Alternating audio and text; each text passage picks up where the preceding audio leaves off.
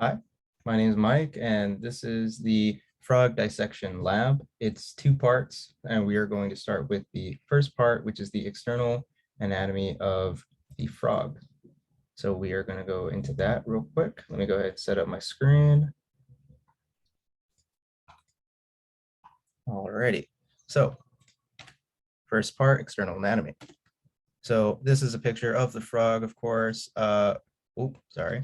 We can see that this is the underside right here. We can see appendages with feet here. The feet tend to have 4 fingers or toes rather, and the hind legs have 5. And in males, the thumb pads of the front foot here are typically swollen. So this is a male frog. Another picture of the hind legs here. What's interesting about the hind legs is that it has 3 forces that enact it to project itself into the air. So it's designed for leaping and jumping. Energy generates, of course, from the thighs as it expands into the shanks and then eventually into the feet, giving it much airtime. Now over here, we have what is called tympanic membranes right here by the eyes, of course, which are located around here. The tympanic membranes, it vibrates in response to sound waves. So it's great for picking up and distinguishing sounds like mating calls. And males have larger membranes than the females. And of course, with the eyes, they have a 180-degree field of vision, or almost 180 degrees, my apologies. And they're actually involved in pushing food down into its digestive tract, which is pretty interesting. Now into the mouth here, in the mouth section, the mouth houses many different features of the frog. Here we can see the fleshy tongue. Right here, you can see it's somewhat pronged and it's hinged at the front, but loose in the back. So it's flaying and projecting out towards its prey, and at the tips of the tongue are typically sticky, so it's able to grasp the prey more easily. And with that, we also have the esophageal opening here, which is the entry point into the digestive tract. The glottis here is the entry point to the respiratory tract, and this remains closed while food is ingested. Whilst we see that, we can also see some of the eustachian tubes here and here. There's another picture after this that'll show a better view of that. But the eustachian tubes are internal openings to the ears within the mouth, and it helps to equalize pressure inside the tympanic membrane. So let's go on to the next picture. So yes, you can see the eustachian tubes here, much more prominent in this photo. And now we get a better view of the 2 rows of teeth that it has, both maxillary and vomeron teeth, and both serve the same function. The vomeron teeth are right here. They're like 2 projections really, and the maxillary teeth are these serrated, very tiny serrated teeth, not for chewing or anything in that nature. It's just for holding captured prey. Both function in that same fashion. And I believe that wraps up the external anatomy of the frog. We're going to continue on to part 2, which is the internal anatomy of the frog. Stay tuned. Hi, hello again. It's Mike. Now we're going to move on to part 2, which is the internal anatomy of the frog. Okay, so first here we have the incision made in its abdominal area, and we can see the body wall here, which is pretty much the muscular layer. We can see the defined rectus abdominis muscles as well as the pectoral muscles here, all of which are used to generate loads of force and energy to its appendages and generate a lot of energy for the leaps that it can muster. So once we take that apart, we can now see all the different internal organs that the body cavity has been housing. Now, some pictures, or not pictures, but some features that we can see within this picture. We see 3 lobes of the liver, which is the largest organ within the organism. And the liver's function is to make bile, and also has, excuse me, It produces bile is pretty much its main function here. And these orange finger-like appendages or projections you can see here are known as the fat bodies, which pretty much store the energy that the frog uses in its day-to-day activities.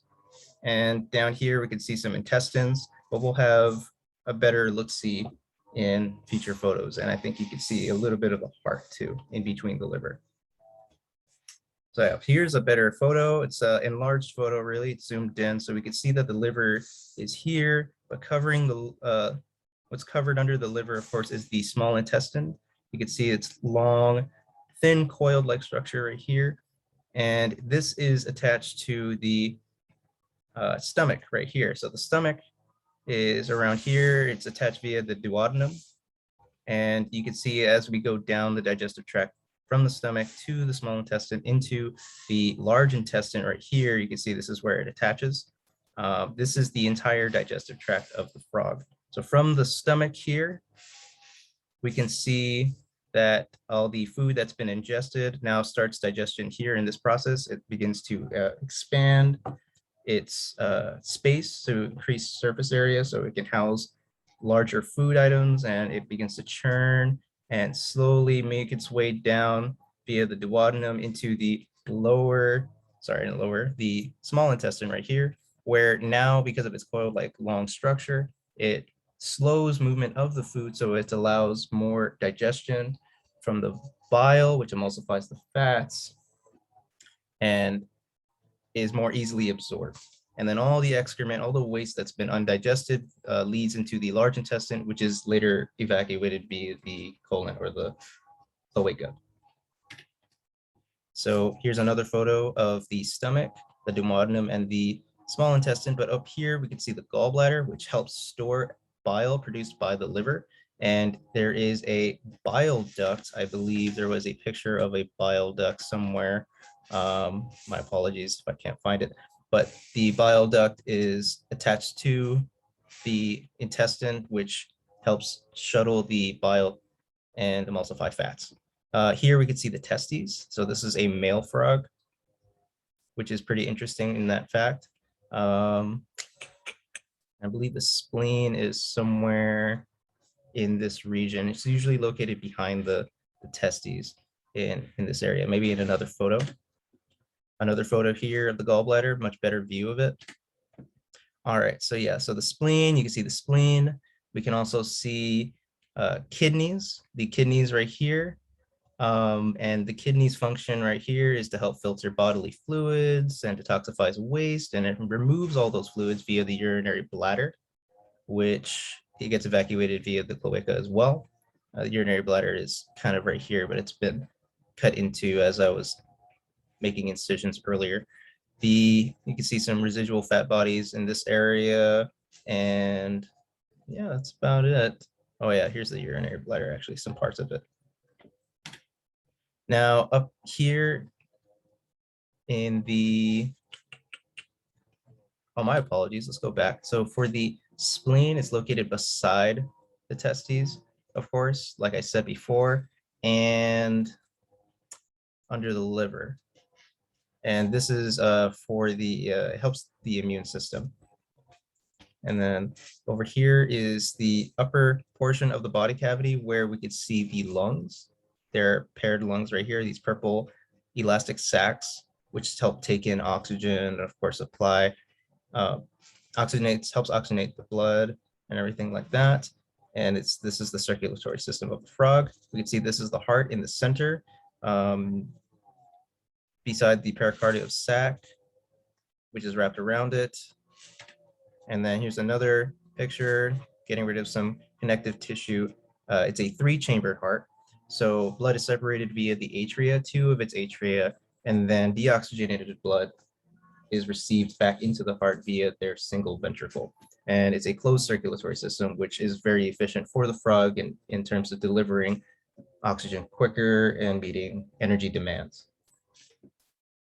And by the way, all of this is housed around what is known as a coracoid, which is the substitute of a rib cage because frogs do not have rib cages.